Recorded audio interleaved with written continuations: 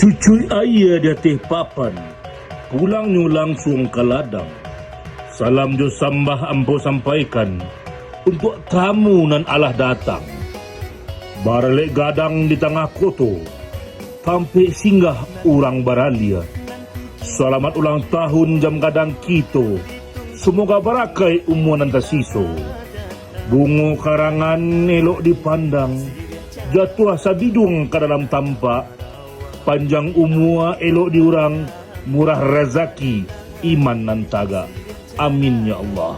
Di jantung kota Bukit Tinggi berdiri sebuah bangunan yang bukan hanya menjadi ikonik kota Bukit Tinggi dan Sumatera Barat, tapi juga saksi bisu perjalanan sejarah Bukit Tinggi dan Indonesia. Sebuah menara jam yang dibangun tanpa semen, tanpa rangka besi, namun tetap kokoh selama hampir 1 abad. Inilah Jam Gadang, dan hari ini kita akan mengungkap fakta-fakta menarik tentang Jam Gadang dan sejarah Jam Gadang.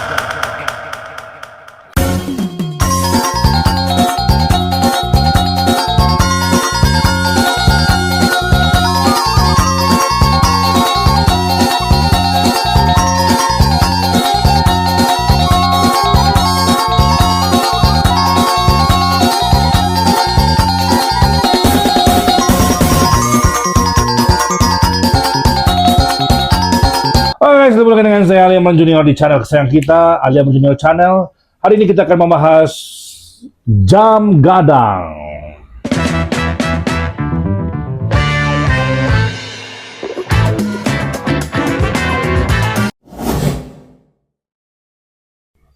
Jam Gadang mulai dibangun pada tahun 1926 dan diresmikan pada 25 Juli 1927 pada masa pemerintahan Hindia Belanda.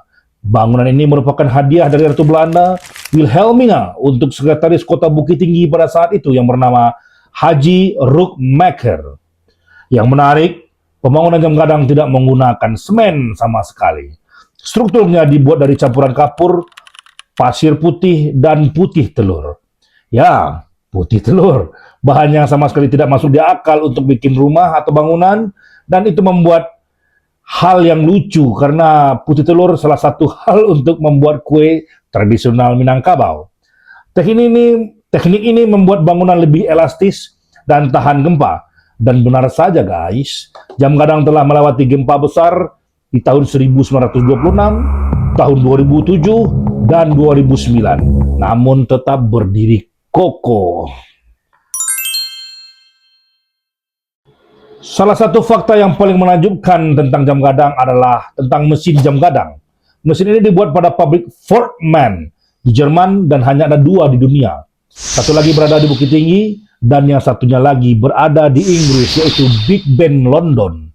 Mesin ini bekerja tanpa listrik, hanya mengandalkan sistem pemberat dan roda gigi presisi tinggi. Setiap hari, petugas harus naik ke dalam menara dan untuk menaikkan pemberat agar jam tetap berjalan. Mesin ini masih asli sejak tahun 1929, tidak pernah diganti, tidak pernah dimodifikasi. Jika kamu perhatikan angka 4 Romawi yang ada di Jam Gadang, berbeda dengan Romawi yang seharusnya. Seharusnya Romawi yaitu I atau IV. Ini angka 4-nya yaitu hanya 111. Mengapa? Ada beberapa teori. Pertama, teori estetika. 1111 yang membentuk angka 4 membuat tampilan Jam Gadang lebih simetris. Teori kedua, teori tradisi Eropa kuno. Banyak jam abad pertengahan memakai Romawi 4 yang seperti di Jam Gadang. Berikutnya, teori kolonial. Untuk memudahkan pekerja lokal membaca angka Romawi pada saat itu. Dan hingga kini, alasan pastinya masih diperdebatkan. Tidak tahu apa yang paling aslinya dari teori tersebut.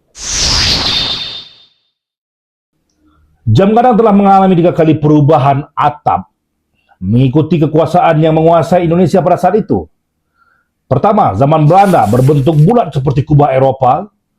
Masa Jepang menggantinya menjadi atap pagoda mengikuti arsitektur Asia Timur.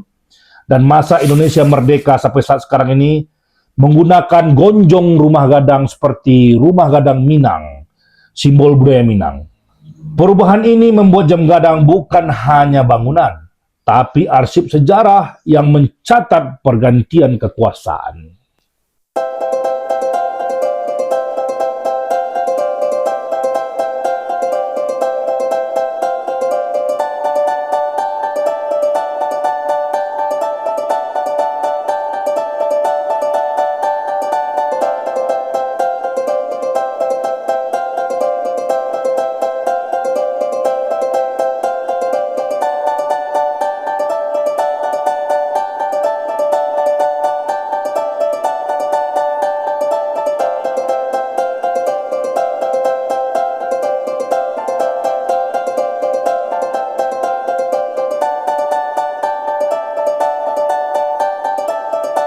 Jam Gadang bukan hanya sekedar jam, ia adalah titik nol kota Bukit Tinggi, pusat orientasi kota sejak zaman kolonial Belanda.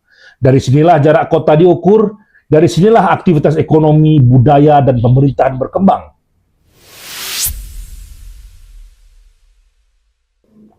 Jam Gadang telah menjadi saksi berbagai peristiwa penting.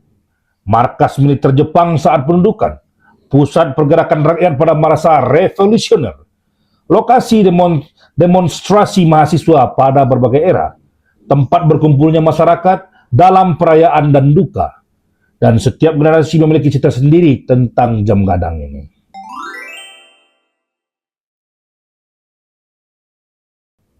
Seperti bangunan tua lainnya, Jam Gadang juga menyimpan cerita misteri di belakangnya. Beberapa warga percaya bahwa ada ruangan rahasia di dalam menara yang tidak dibuka pada umum.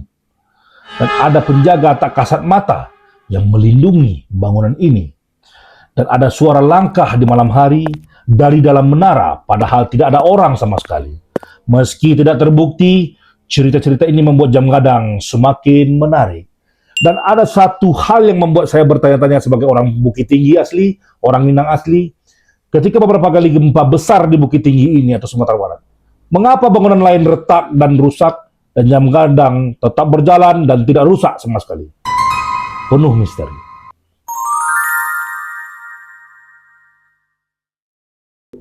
Jam Gadang telah beberapa kali direnovasi, terutama setelah gempa tahun 2009. Renovasi ini sempat menimbulkan kontroversi karena perubahan warna dan desain taman. Namun pada akhirnya renovasi dilakukan dengan prinsip pelestarian sejarah, menjaga bentuk asli bangunan.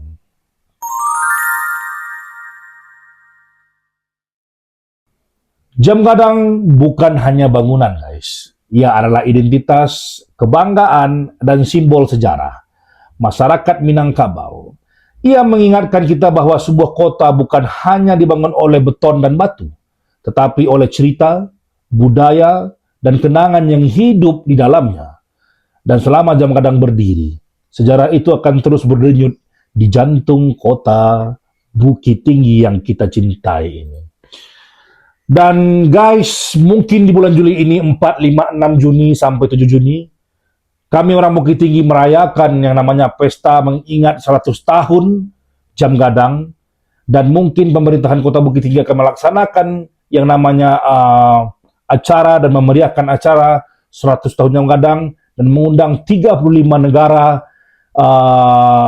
sebagai tamu undangan dari 35 negara, dan mungkin kami akan mengadakan acara yang sangat bagus. Selamat datang di Bukit Tinggi 4, 5, 6, 7 Juni ini guys, tahun 2026.